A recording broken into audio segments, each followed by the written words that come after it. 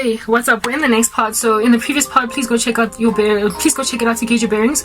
In the previous part, I was speaking about the insanity of continuing in ancestral, not just ancestral worship, but the occult. Once you discover that there is power in Satan, because once you discover there's power in Satan, you basically discover that Satan is a thing. Spiritual activity is real, that exists outside of this physical realm, right? However, you can't just happen upon that discovery without wondering what else is in here.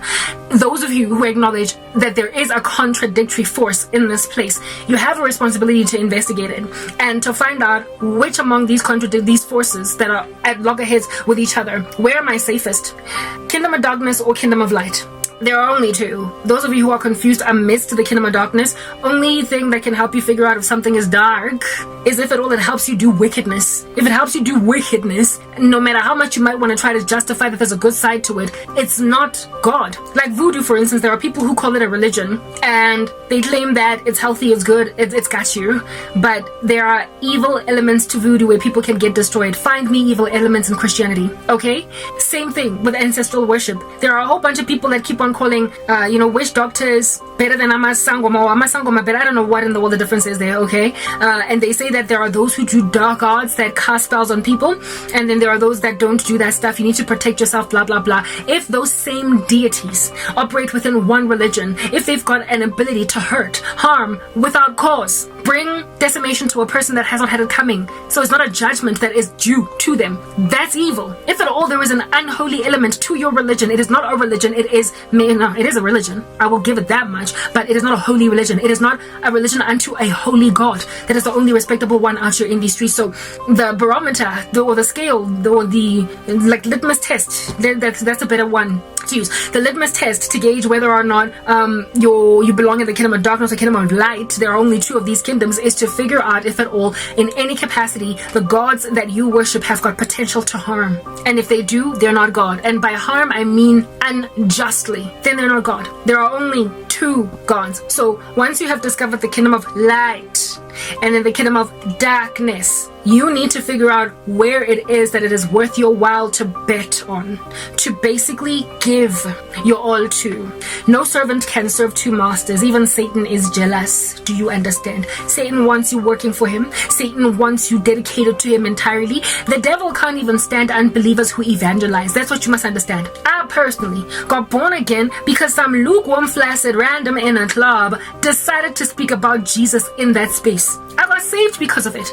There are people who rescue others for the kingdom of heaven, albeit being locked out of the kingdom in and of themselves. So you must understand, if at all you can spend most of your time just doing spells, incantations, denying God, rejecting the Bible, not giving the gospel at all, the devil is happier with you, because even the lost can save other people truly for Jesus.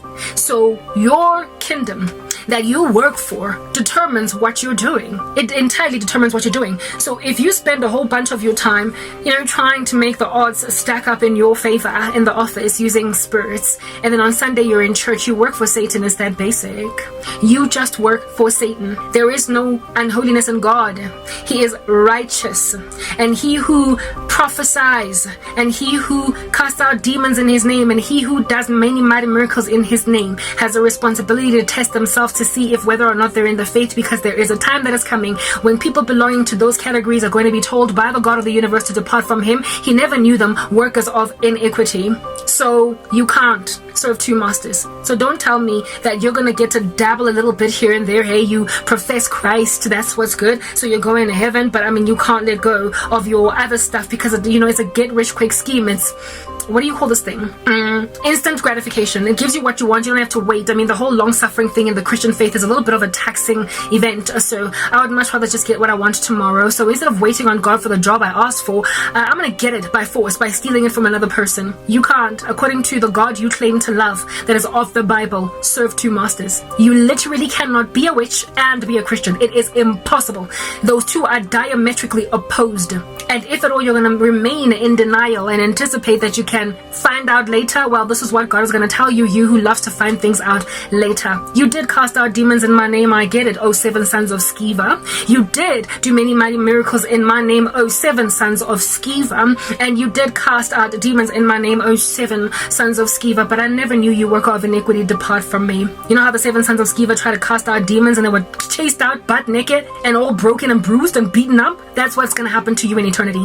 You will have tried to cast out devils. You will have tried to do many mighty miracles in the name of God, and you will be thrown into the eternal lake of fire despite having done all that church activity. So I will ask that question again. What kingdom do you belong to? Because the one has rejected you vehemently if you practice things that I have mentioned on the left. If you are a witch, if you are a clairvoyant, a soothsayer, if you are half Muslim or you belong to some ecumenical movement, if you are pro-LGBTQ, pro-life, you are not saved. It's that basic. You can profess as much as you want, but there is a clump of people in the scriptures written of in Matthew 7 that do that a whole bunch and they still get kicked to the curb. So tell me, what kingdom do you belong to? And now that you have honestly answered, what kingdom then, next question ought be, is the safest to work for? And the only way to figure out what is the safest kingdom to work for is to look at stats, guys. Just basic statistics. Gather statistics as to the prosperity of the individuals belonging to both kingdoms. And we are doing a longitudinal study here where we look at people over a lifetime, not so much over just like 2 or 3 seconds, because witches are, like I said earlier, they release these grimacing, menacing smiles in the beginning of their prosperity against other human beings, but later on in life it's a sad old sappy story for them. All they can sing is, I can think of better days. So let's take a longitudinal study spanning perhaps like either over a lifetime or just half a lifetime or even a quarter of a lifetime. Doesn't even have to take all your life. Some witches find out within a decade that, shouldn't have done that. Let us look at the prosperity on a longitudinal scale of the individuals belonging to both kingdoms. We have figured out a barometer or some kind of a scale, a litmus test to gauge which kingdom you belong to. And once people have honestly answered, then the next important question is, which kingdom then ought I belong to? Am I safe where I'm at? And a longitudinal study is what is going to help you make that decision. Man is not made to be alone. Therefore, God made Eve for Adam. And witches end up these lonely bugaboos. You might have a whole bunch of people around you, like Beyonce has an entourage of randos, but there is so much loneliness when you keep on stabbing people in the back, a whole trail of cadavers having been behind you, of people that you betrayed, randoms on these streets that you backstabbed, individuals that you just one day overnight turned cold on them, and you burnt bridges because your character was changed. Your jealousy might have made you make sure that you can't have relationships with certain people.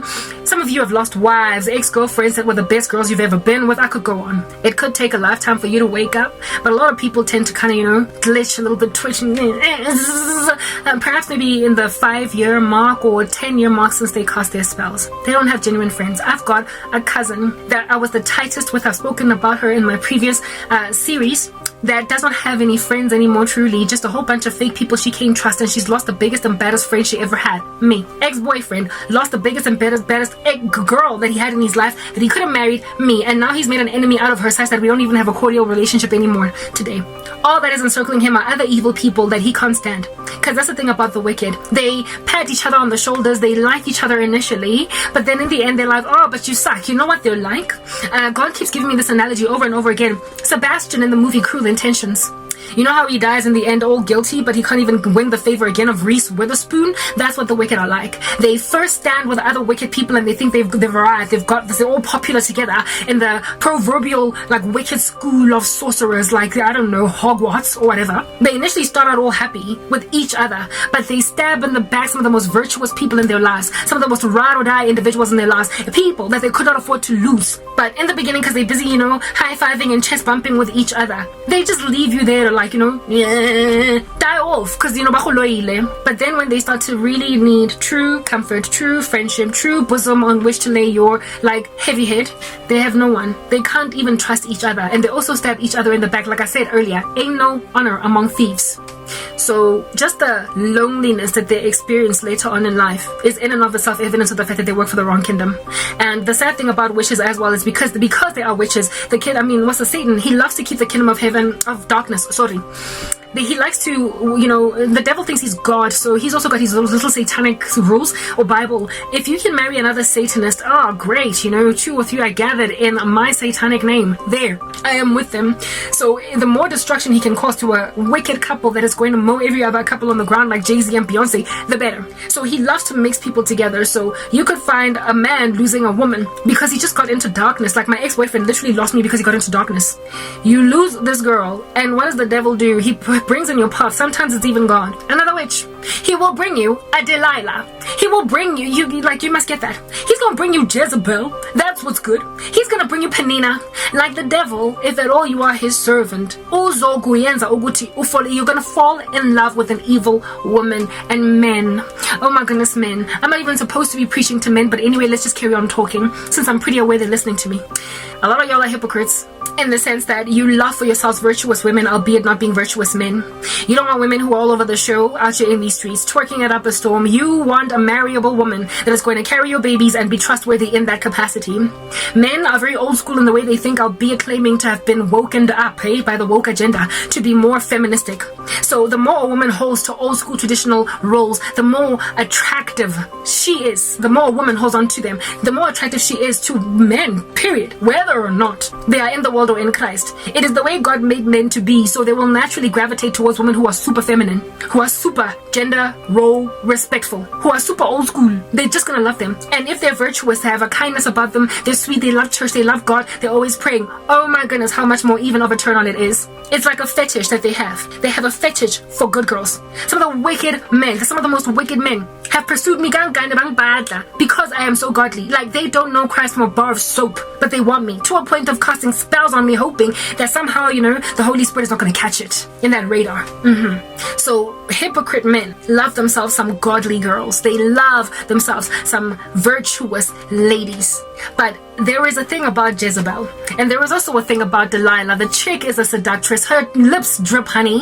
Her feet go down to death, we get it. But in the run-up too, it's a fun ride, okay? It's like that roller coaster ride in the movie Final Destination. Ultimately, people plunge to their death, but not before giving them a throw first. And it is that throw that causes these men to marry Jezebel women fast. Marry Delilah women fast. These wicked random females that can't be trusted. They are, again, in a thrill with them for all of 5 seconds, but once you're in a marriage with an unreliable, oh goodness, dripping tap, I could go on, hey, rottenness in your bones. It's written in God's word that a wicked woman is like rottenness in the bones of a man. She's like a constant dripping on a rainy day, contentious. Top of that, she's a snake. She's unreliable. Her friends can't trust her. She's a gossip. She likely even stole you from another one of her friends. Unreliable. And she's a gold digger, so if you dare lose that contract with that organization, you might just not have her for a wife tomorrow. They are untrustworthy. But they give you a thrill. They will stab you in the back ultimately, just like Delilah did Samson, but not before you first have a thrilling adventure with this random buffoon female. Yes, her feet go down to Sheol, do you understand? And so now, if you have had a history as a man, since you got broken up with the girl that was virtuous and now you are a menacing beast against her, if you've been broken up with a better woman than the one that you ended up married to, albeit having being in a thrill mode, a season for like 5 seconds, you will be a very bitter, sad, broken man that maybe even is casting a whole bunch of witchcraft on your ex. You are not going to be happy.